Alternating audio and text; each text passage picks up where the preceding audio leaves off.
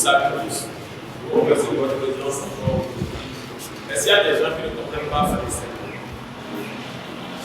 Bon, aujourd'hui, je vais vous parler un peu de quelque chose que vous connaissez ou pas. C'était entendu ça hier.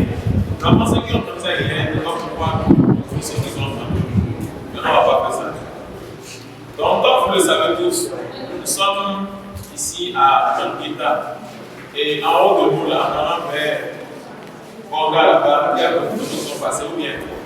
Parfois, vous entendez dans le parc, les militaires ont sauté sur les mines, ont mis sur des bombes, vous entendez ça. Même peut-être si vous avez entendu les plus beaux. Voilà. Donc, c'est de ça qu'on va parler. Nous, dans notre jargon,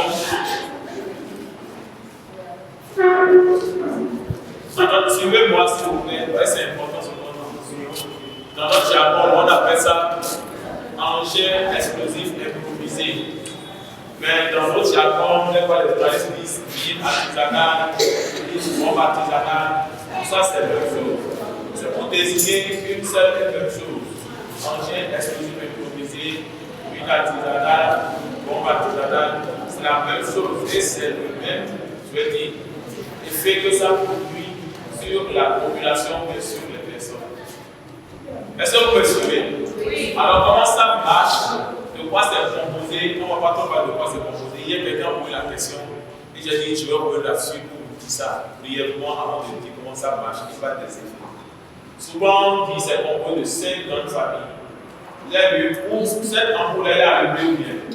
Elle est arrivée pourquoi? Parce que déjà, il y a un interrupteur, il y a des fils, et il y a une énergie. L'énergie de la SBE qui fait qu'on peut allumer ça. Donc c'est comme ça aussi. Donc il y a les bombes, puis les mines artisanales là, ont 5 grands composants. D'accord? Ce qui va faire boum là, c'est un composant. Le truc dans lequel on va mettre ça là, c'est un composant. Ce qui va allumer ça, un allumeur là, c'est un composant. On ne trouve pas ça partout. Ça a besoin d'une pile batterie pour fonctionner. Ça a besoin d'un interrupteur. Mais ce qui va faire boum là, c'est en vos mains, généralement. Vous le savez, vous les agriculteurs. Et parfois les gens viennent vous voir, vous disent ça là, bon, si tu me donnes, un sac, tu me donnes 50 000. Tu ne peux pas faire ça. Est-ce que vous me suivez? Donc ça a beaucoup d'effets. Ce que vous voyez là, ce n'est rien par rapport aux effets. Ça a beaucoup de conséquences. Quand quelqu'un va passer sur lui, ça a beaucoup d'effets. Peut-être que vous avez des frères parmi vous qui sont peut-être militaires, ou qui sont peut-être dans le boulot là-bas. Vous avez entendu des choses qui sont passées. Ce n'est pas que les militaires, les policiers, non. Les civils aussi sont dedans. C'est pour ça qu'on vous parle aujourd'hui pour vous sensibiliser. Donc c'est important. Donc je parle des effets. Donc, un boom, ou bien cette chose, cette mine, cette bombe que les gens placent là, ça a beaucoup d'effets sur nous. Du simple fait, partant du simple fait que déjà, celui qui marche là-dessus, il y a beaucoup d'autres effets que nous ignorons, mais qui nous rattrapent après. Donc, les premiers effets dont on va parler, forcément, ce sont des effets qui sont appelés effets physiques. Effets physiques, comme vous voyez sur la photo, vous voyez la maman là, une mère valide. C'était une grande vendeuse de maïs. Elle pouvait même prendre un sac de maïs. Ça là, vous imaginez si quelque chose passe là, ça veut dire que toutes les activités champêtres vont s'arrêter. Donc tout un village sera affamé, toute une communauté sera affamée. Donc regardez ce deuxième cas. C'est un écolier. Lui, c'est qu'on appelle Toto. Il s'appelle Toto, c'est ça. C'est Toto. Vous connaissez Toto, non? L'histoire de Toto, non? Toto, il est un écolier bizarre, mais il fait de bonnes choses, quoi. Il est peut-être école missionnaire, il est peut-être pas bon en salle, mais il a de bons réflexes. C'est un gars qui a son intelligence là ailleurs. Donc, regardez. Il allait avec ses frères, ses parents. Non, oui, ses frères. Et ses sœurs. Et il a vu ça. Il dit ça là, on m'a dit ça à l'école. On ne peut pas aller dans cette direction, c'est pas bon, c'est dangereux. Parce qu'il a vu bidon de loin, il a vu fil. J'ai dit tantôt que Ne pensez pas que le bidon, vous allez voir ça forcément de loin. Ça peut être enterré. Et souvent, c'est enterré. Donc, vous allez voir des couleurs, des formes. Vous pouvez avoir la chance de voir des fils. Ça, là, souvent, avec le vent, vous voyez la période qu'on traverse là. On peut voir les fils. Même avec la période, on peut trouver les bidons, un petit côté qui sort. Pardon. Et donc, il a dit non, on ne peut pas s'approcher, on ne peut pas toucher. Parce que les enfants, ils sont curieux.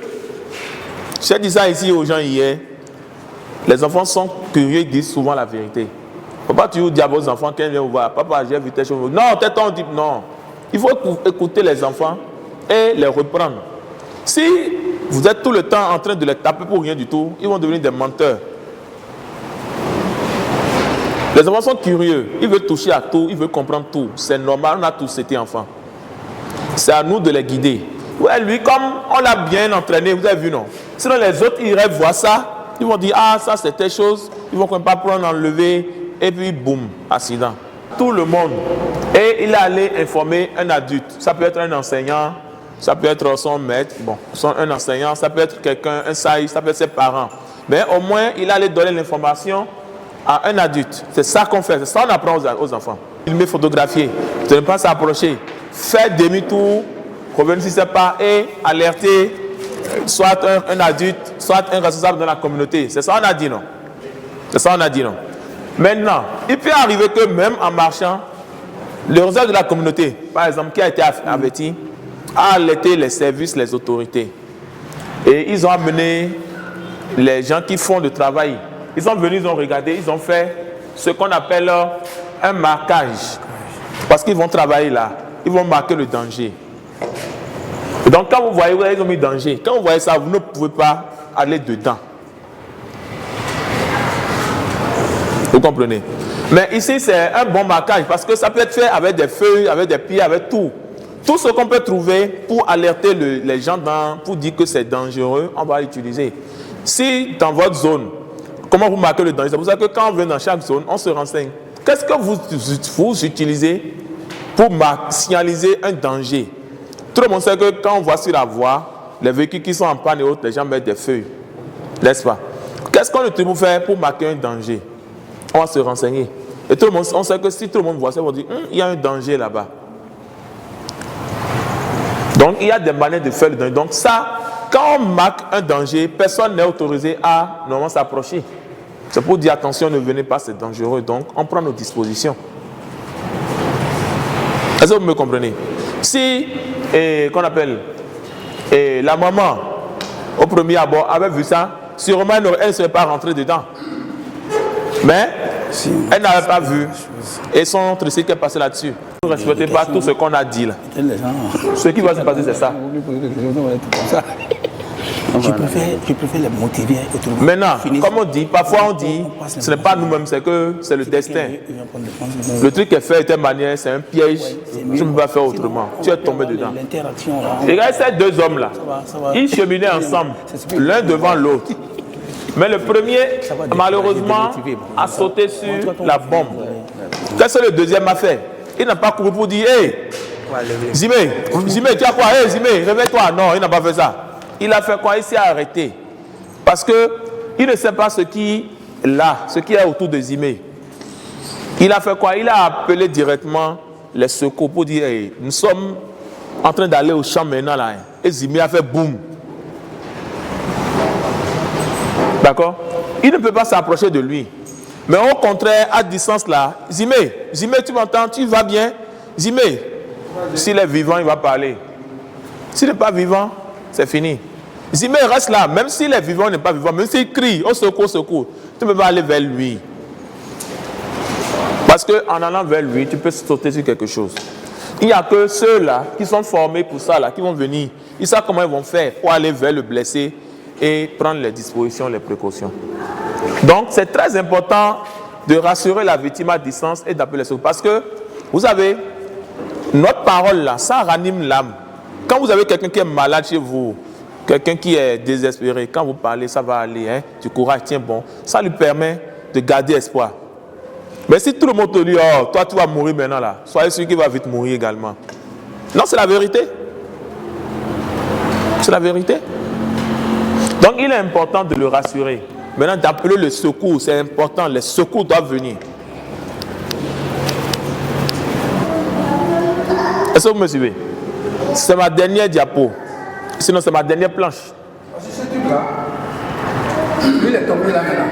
Ça veut dire qu'il peut y avoir, comme il a expliqué tout à l'heure, il peut y avoir un autre qui est caché là où vous ne savez pas. Un autre qui est ici. Et le rayon d'action doit rester aussi longtemps, le moins que possible. Sinon vous allez, ça fait deux pètes. Au lieu que vous soyez là pour arrêter, pour qu'on n'a plus de sorte. Donc, le mieux, c'est de préserver votre vie pour pouvoir sauver pour lui éventuellement. Si on rencontre quelque chose qui n'est pas normal là, on voit que ça là, ce n'est pas normal. Sur mon chemin, ce n'est pas normal. Qu'est-ce qu'on fait? Donc on s'arrête, on ne s'approche pas, on fait demi-tour, on informe les responsables, quelqu'un de la communauté, soit la police, soit les pompiers, on informe quelqu'un. D'accord?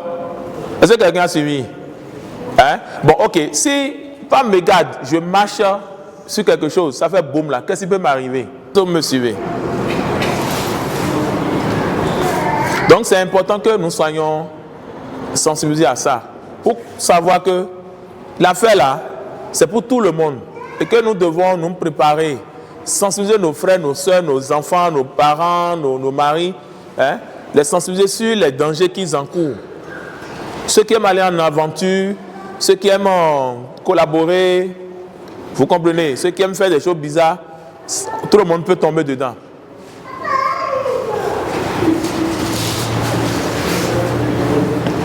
Est-ce que vous comprenez? Est-ce qu'il y a des questions encore pour moi? Vous savez qu'au Bénin, l'engrais est subventionné. L'engrais est subventionné au Bénin. C'est malgré la décision du gouvernement. Et donc, dans d'autres pays, ce n'est pas subventionné. Même avant l'insécurité, les gens venaient payer l'engrais chez nous.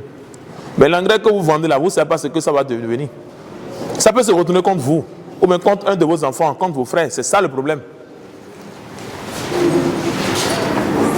Vous avez l'habitude de vendre l'engrais à 200 francs. Je donne l'exemple. Le kilomètre, quelqu'un vient, je te donne 20 000 francs, 50 000 francs. Toi, tu vas te dire, pourquoi il dit ça? Qu'est-ce qu'il veut faire avec quelqu'un qui donne beaucoup d'argent comme ça? Ça, c'est pour vous attirer dans le pied. Donc, il faut vraiment être très attentif pour pouvoir régler les autorités pour régler le coup là. On a déjà vu, ils ont posé l'argent. Vous savez, quand vous voulez attraper une souris, vous faites quoi? Piège. Un piège là, on met toujours un appât, non? Pour le piège. Il y a ce qu'on appelle les appâts. Il y a toujours des appâts, non? N'est-ce pas? L'argent peut être un appât. Vous êtes en train de marcher, vous avez vu l'argent, beaucoup d'argent. Pardonnez, avant de prendre ça, regardez là où vous marchez. C'est déjà arrivé dans d'autres pays à côté de nous. Quelqu'un a eu beaucoup d'argent, il voulait aller prendre, boum. Quelqu'un a vu plein de savon, gros plein de savon. Savon. Et c'est emballé. Ah, ça c'est savon, hein.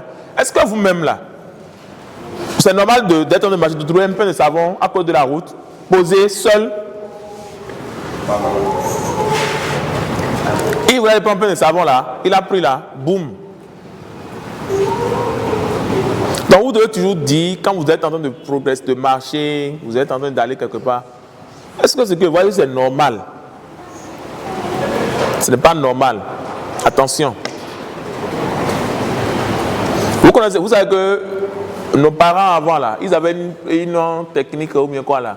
Le matin très tôt, quand ils doivent sortir pour aller au marché, s'ils sortent, ils rencontrent ces femmes ou bien hommes, ils disent là, ils disent non, le jour ne sera pas bon pour moi, je fais demi-tour. Vous savez ça, non? Il y a des techniques comme ça que les parents utilisaient. S'il sort et la première personne qu'il rencontre du même sexe que lui, un truc comme ça, il dit non, c'est pas bon, je fais demi-tour d'abord. C'est comme ça en fait. Il dit que la journée n'est pas normale. Non, l'engrais, c'est livré par les coopératives. Il y a des coopératives. Maintenant, après, ce que chacun fait de l'engrais, on ne peut pas surveiller, on ne peut pas contrôler. L'engrais est utilisé avec d'autres choses. D'accord? Ça fait un élément. La chose dans laquelle on va mettre l'engrais, le bidon par exemple là, vide là, c'est un élément aussi. Ce qui va allumer ça là, c'est un élément. Il y a un truc qui allume, petit truc qui allume ça. Ça fait 3. L'allumeur là, c'est un élément aussi. Vous voyez? Et l'interrupteur là, même si c'est un truc sur lequel on va marcher, ou bien quelqu'un va dire, l'interrupteur là, c'est aussi un élément. Peut-être une batterie, une pile et autres là aussi, c'est un élément. Ça va les 5. Je vous dis, la mine là, ce dont on a parlé là, si vous marchez, c'est boum en même temps. Si vous sentez que vous avez pété quelque chose, faites demi-tour. Ça ne va pas marcher, non? Si ça n'a pas marché là, ça ne marchera plus. Faites demi-tour et allez alerter les gens. C'est bon, non? C'est bon, non? Dieu va nous aider. Les enfants veulent les écoliers là. Il ne faut pas ramasser n'importe quoi. Les enfants là, ils disent ça. Tout comme vous racontez sur la voie là, les boîtes de lait, vous voyez sur la voie, vous pouvez vous amener là. Aujourd'hui, quand vous allez sur les sentiers en allant sur la voie de l'école, vous voyez ça. Faites attention. Ça peut être un fil qui est dedans là, vous ne savez pas ce qui est là. Donc, il faut faire très attention. On parle aux enfants. C'est important. Tout ce que vous voyez, ne ramassez pas. Mais les enfants, c'est la nouvelle génération, il faut comprendre. C'est eux qui vont faire notre société. Si on ne leur parle pas comme ça aujourd'hui, nous les anciens, les grands maintenant, on comprend rien. Je vous donne un exemple à Kouloukouarou. C'est ça. La dame qui revenait du marché sur sa charrette avec Anne, elle et sa maman et son bébé au dos. Si vous voyez, c'est insoutenable. L'âne là, l'âne dont on parle là, on a retrouvé une partie de l'âne là sur les arbres. Elle-même là, on a trouvé que la moitié. On n'a pas trouvé son bébé, sa maman n'en parlons plus. C'est des images insoutenables. Ce qu'on dit là, c'est facile de dire, j'ai vendu mon engrais au dia 50 000 à un inconnu. Et je suis content, j'ai fait de l'argent. Mais le retour là, c'est dans nos communautés qu'on aura des veuves, des orphelins, des handicapés, des malades, et ainsi de suite. C'est dans nos communautés. Et on va les regarder. Et qu'est-ce que c'est pourquoi un jour nous on va tomber dedans? C'est ça. Ce qu'on voit dans les films, on voit quelqu'un me pied sur une petite mine là. Ça c'est rien ça c'est petit. Parce que si vous prenez un bidon de 25 kg, ça peut trouver pour jusqu'à 20 kg dedans. Alors que déjà, les petites mines que vous voyez là, les gens dans les films là, c'est combien? 1 kg au plus. Et vous voyez ce que ça fait. Et là, vous avez 20 kg. Il y a des gens, on ne retrouve même plus leur corps. On ne retrouve plus rien. Vous allez voir, à travers la communication, il y a même des pages pour des petits-enfants, il y a des pages pour des personnes âgées. Qu'est-ce qu'on a fait? Tous ces affiches sont déjà dans certaines écoles. Et on va encore faire ça dans certains collèges. Et à l'intérieur de chaque classe, on a prévu des autocollants pour coller ça sur les murs, pour que les enseignants puissent de jour en jour attirer l'attention de nos frères et sœurs sur ça. Donc je crois que ce volet est pris en compte. C'est pourquoi je vous disais qu'on ne peut pas finir la séance maintenant, aujourd'hui ou là, dans Tangueta. C'est de façon continuelle pour pouvoir ramener totalement la paix.